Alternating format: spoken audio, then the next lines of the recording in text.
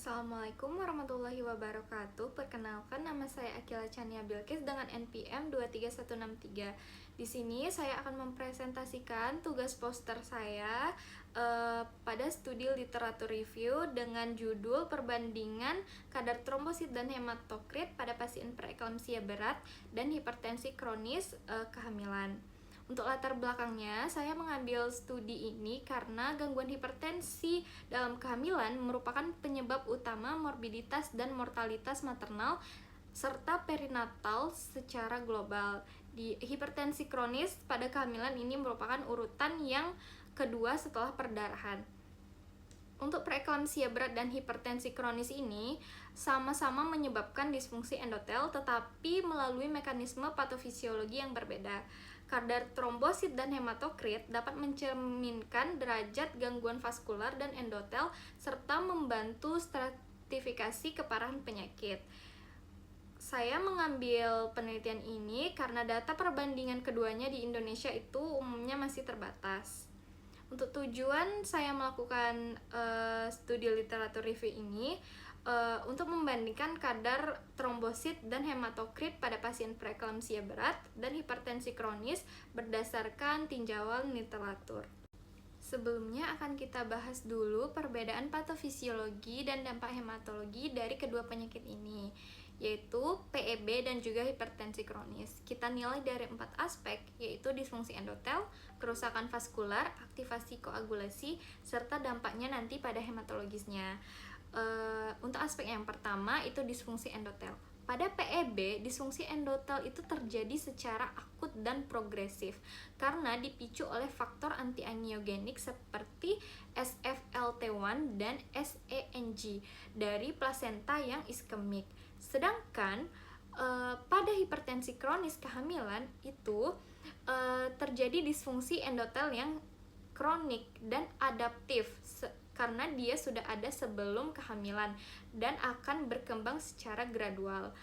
Pada perubahan vaskularnya, PEB itu akan terjadi vasospasme sistemik yang berat dan kebocoran kapiler yang masif, sehingga peningkatan permeabilitas vaskular dan konsumsi trombosit.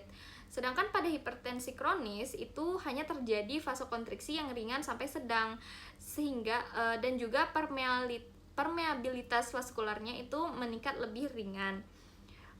Untuk aspek aktivasi koagulasinya, pada PEB itu aktivasi koagulasinya terjadi secara masif karena adanya adesi dan agregasi trombosit yang luas pada endotel yang rusak.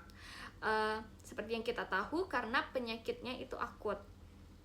Pada hipertensi kronis, dia aktivasi koagulasinya itu ringan, sehingga pemakaian platelet itu tidak masif.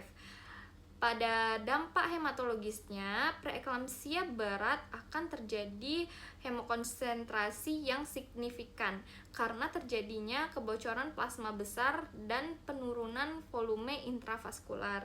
Pada hipertensi kronis, kegagalan ekspansi volume plasma itu secara fisiologis selama kehamilan. Jadi hemokonsentrasinya itu ringan, sama seperti pada pasien dengan kehamilan yang normotensif. Jadi hasil penelitian yang saya dapatkan berdasarkan tinjauan literatur yang telah saya lakukan, itu saya akan mengukur dari 2 parameter, yaitu trombosit dan hematokrit. Jadi pada pasien preeklamsia berat atau PEB itu terjadi penurunan trombosit karena konsumsi trombosit yang masif akibat disfungsi endotel akut, sehingga penurunan terjadi sejak trimester kedua.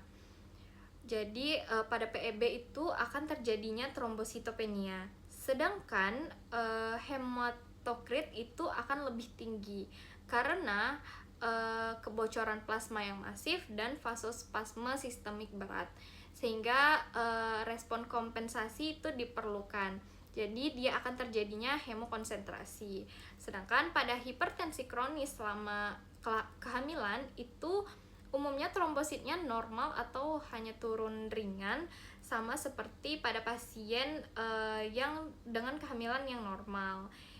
karena aktivasi platelet itu terjadi secara kronis, jadi konsumsi trombositnya itu tidak masif. Sedangkan untuk hematokritnya itu biasanya akan naik ringan karena kegagalan ekspansi volume plasma fisiologis selama kehamilan. Umumnya itu memang normal pada kehamilan, sehingga terjadi peningkatan tidak setinggi preeklamsia superimpos. Jadi pada pasien hipertensi kronis ini dia bisa mengalami perburukan yang disebut dengan superimpos preeklamsia. Nanti dia bisa gejalanya itu bisa dengan tingginya hematokrit dan juga terjadinya trombositopenia atau penurunan dari trombosit. Jadi saya ambil kesimpulan dari tinjauan literatur ini, preeklamsia berat menunjukkan kadar trombosit yang lebih rendah dan hematokrit yang lebih tinggi dibandingkan hipertensi kronis kehamilan akibat disfungsi endotel akut dan kerusakan vaskular yang lebih berat pada pasien PEB. Oleh karena itu, kadar trombosit dan hematokrit dapat digunakan sebagai indikator klinis yang penting dalam menilai derajat keparahan penyakit dan memandu manajemen pasien. Jadi untuk sarannya itu perlu dilakukan penelitian lanjutan dengan data primer dan jumlah sampel yang memadai untuk membuktikan perbandingan kedua parameter secara empiris. Jadi untuk tenaga kesehatan disarankan melakukan pemantauan trombosit dan hematokrit pada pasien dengan hipertensi kronis pada kehamilan untuk mendeteksi dini kejadian preeklamsia superimpos yang ditandai dengan trombosit yang menurun signifikan dan hematokrit yang tidak proporsional. Mungkin sekian dari saya. Maaf mungkin jika ada kesalahan kata. Saya akhiri. Assalamualaikum warahmatullahi wabarakatuh.